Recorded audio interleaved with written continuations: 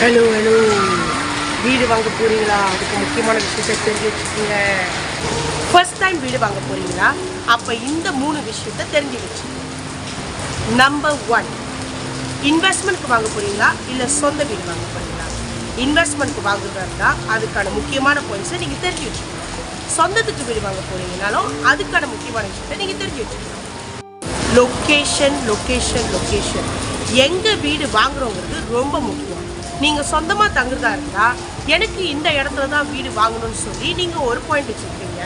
Maybe அது உங்கள் ஃபேமிலிக்கு கூட கிட்டேயா இருக்கலாம், இல்லை உங்கள் வேலைக்கு கிட்டேயா இருக்கலாம், இல்லை உங்களுக்கோ இல்லை உங்கள் ஸ்பவுஸோட இடத்துக்கோ கிட்டேயா இருக்கலாம். ஸோ இதை பொறுத்து தான் நீங்கள் சொந்தத்துக்கு வீடு வாங்குறப்போ ஒரு லொக்கேஷன் பார்ப்பீங்க. பட் இன்வெஸ்ட்மெண்ட் சொல்லி வர்றப்ப லொக்கேஷனுங்கிறது ரொம்ப ரொம்ப முக்கியம்.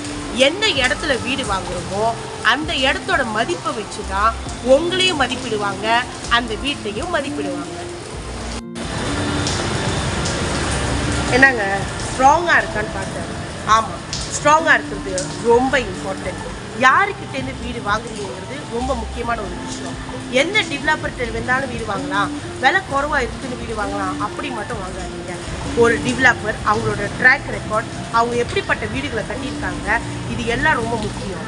ஏன்னா சில டெவலப்பருங்களோட வீடு வாங்கி 3வது வருஷத்துக்குள்ளாராக நிறையா மெட்டீரியல் இஷ்யூ வரும். ஏன்? அவங்களோட ஃபினிஷிங் சரியில்லை, அவங்க பயன்படுத்திய பொருட்கள் தரமான பொருட்கள் இல்லைன்னு அர்த்தம்.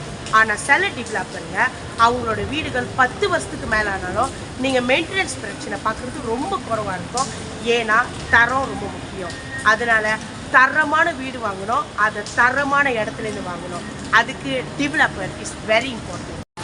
அதனால இன்னும் நிறைய தெரிஞ்சுக்க போறீங்களா? ஒரு வீடு வாங்குறதுக்கு என்னென்ன விஷயம்லாம் உங்களுக்கு தேவையாக தெரியணும்னு நீங்கள் தாராளமாக எனக்கு டிஎம் பண்ணுங்கள், என் நம்பருக்கு மெசேஜ் பண்ணுங்கள், என்னை ஃபாலோ பண்ணுங்கள்.